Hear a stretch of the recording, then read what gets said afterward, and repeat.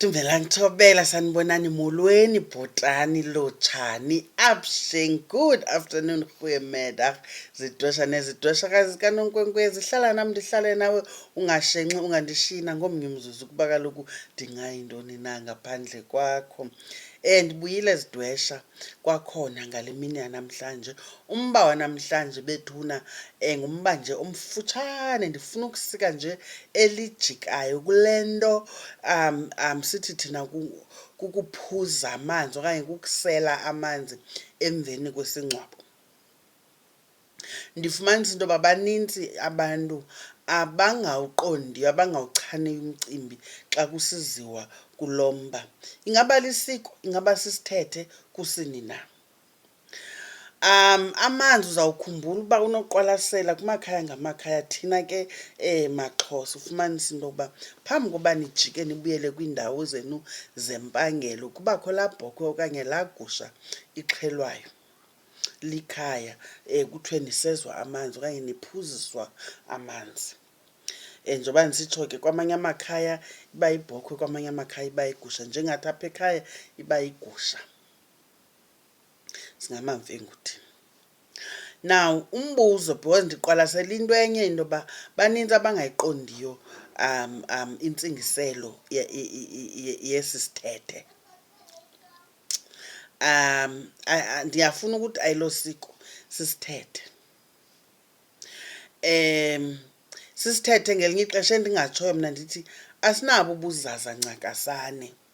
Hlobo loba ukhona umuntu obendibuza izolo into yokuba amakhosikazi ootata like ootata babo bebengabantu abasindisiweyo, so bebengawulenzi isiko, abasekho ngoku babhubha, so abayeni babo babhubha bengazange bazilelwa. So uthi unobalisa ke azange kube imingcwabo yabo zange kusezwe namanzi, umzekelo. So umbuzo uthi ingaba ke ngoku xa sifuna ukubasebenza kuzawufuna siqale kwezaa bhokhwe na zophuzisa amanzi.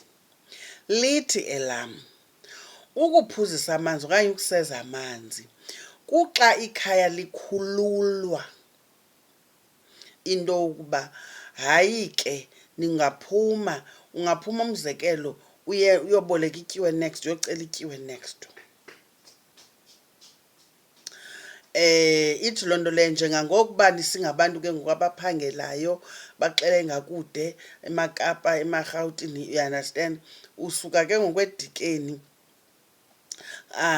Abazali into bafuna sikhululeke sihambe siyophangela kakuhle ngaphandle kwezibopho, singabophelekanga.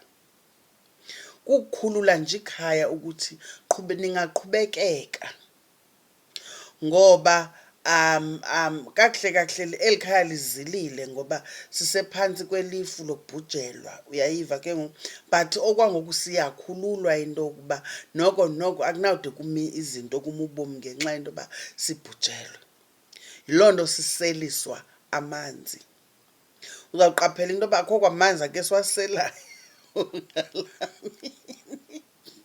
sisika inyama qha, akho kwamanzi aselwayo. Uyayazi into yoba ndikhule ndikhangela into yoba eyi, into yoba mna ndiyaphoswa mhlawumbi ndifika sele seliwe la manzi. Ngemlandela ndizawugada into yoba la manzi ade aselwe nini kanti, uyayiva, zange ndawabona eselwa. Uyayiva ke ngoku. Futhi nje amakhaya ngamakhaya kuxhelwa nje yibhokhwe okanye yigusha leya engumatyiwa aphele iwela ngaphaya kwexhanti, ayiweli ebuhlanti, umzekelo, ayinahlamvu, ayinasilawu, ayinatywala. Yibhokhwe nje ixhelwayo, iphekwe, ityiwe, kwenziwe, kukhutshwe nje elo lizwi ngutata omdala okhokela ikhaya. Khupha ilizwi elisikhululayo silikhaya into yoba singaphuma ke ngoku sikwazi ukwenza izinto zethu ngokukhululekileyo. Kudala amanzi ebesezwa emveni kothwethuba ikhaya lizilile, but ngenxa yemeko nexesha esiphila kulo yinto eseyisenziwa msinyane. Immediately after sikungcwabile, sikushiya phaa ngomgqibelo, ngecawa siphuza amanzi. Abuzukuma ubomi. funeka kuqhutyekiwe kubhekwe phambili. Ngumphuzo manzi ke lo, akho nix enzulu ngokuphuza amanzi. Ayithi loo nto leyo ilityala xa ingazange yenziwe lityala, uyayiva. Azange ndava nomntu ophuphe esithi utatakhe uthi zange kuphuzwa amanzi yena kwesakhe isingcwabo. Uyayiva ke yiloo nto ndisithi kunokuba ndithi lisiko, ndiyafuna ukuthi mna sisithethe esi. Andazi noba ndiyavakala na, benditshilo ke ndathi izawuba mfutshane lena ividiyo. Ndicela nje into yoba si-andastendane kule ndawo. Bendifuna ucacisa nje le nto ingumsezomanzi, le nto ingumphuzo manzi. Andithi ayibalulekanga, into kunayo ndiyacacisa nje into yokuba iyintoni kanye kanye, because ndifumanisa into yoba abantu abanintsi ngoku bayazikhandla, uyayiva, uba umntu kuba ingazange yenzeke acinga into yoba kufuneka kuqalwe apho, uyayiva. Into esiyenzayo umzekelo kubantu ababhubhe kudala, uyayiva ke saze asabazilela ngexesha elifanelekileyo, kuyane kubekho ibhokhwe ekuthiwa kuchithwa amazila. Kuswe ibhokhwe kuthiwe kuchithwa amazila. Umsezomanzi awunasiko litheni, uyayiva. Umsezomanzi umzekelo, kwamanye amakhaya ufumanisa into yoba ayahlanjwa emveni kwesingcwabo. Ukuhlamba koku ke umhlambo yilaa bhokhwe iwa njengawo lo msezomanzi. Umahluko kulena ibhokhwe yomhlambo kuthathwa umswane nenyongo nivaswe. But apha kulena yomphuzo manzi akukwanto ethathwayo phayana, kutyiwa inyama qha cama. Uyawundibuza kuba ikhona indawo ongayiqondanga kakuhle, bendifuna nje sicacelwe camagwini ke bethunana. Please continue liking, sharing, and thwani kanene loo nto. Kodwa khawuconcentrate kakhulu apha kulike. Like ndiyayibona wena indaba kalike iyanyusa, iyazinyusa iividiyo, you understand. No YouTube, ilogarithm kaYouTube depends on how many people are liking your video, so that YouTube ayinyuse ibe visible nakwabanye abantu. So please do me that favor, like. Buyela nakwiividiyo ezindala, please torho.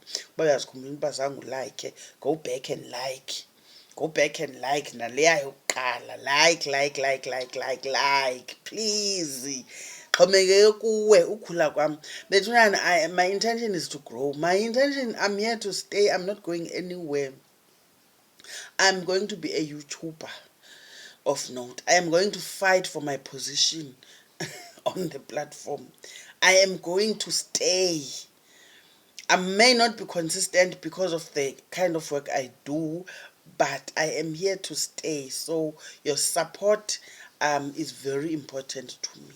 Ndiyanicela ke khanilike, and also please don't skip the ads, as you know they do pay the bills. Otherwise, see you on the next one. Ciao.